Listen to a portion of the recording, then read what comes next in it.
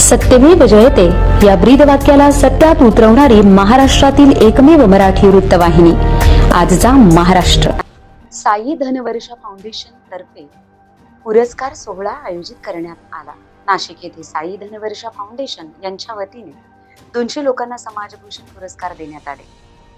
Police मित्र मानवाधिकार संघटना जिल्हाध्यक्ष राजेश भांगे यांना साई धनवर्षा फाउंडेशन नाशिक येथे समाजभूषण पुरस्कार देण्यात आला.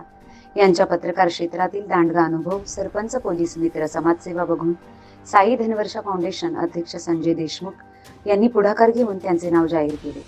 त्यांचा सोबत प्रमोद कोयते, कैलास थोरात, बाळू निरगुडा, सुवर्णा पोटफोडे, किरण वाघ, मीनाक्षी अहिरे, सुचित्रा म्हात्रे, ज्योती वाघ, अनिसा तडवी, जहिरा तडवी, ज्योती खिलारे इत्यादी ठाणे, रायगड, पुणे, धुळे, नांदेड येथून राजेश भांगे यांच्या ग्रुपवरील लोकांना नाशिक समाजभूषण पुरस्कार देण्यात आले. आजचा महाराष्ट्र मराठी न्यूज, राजेश भांगे, ठाणे.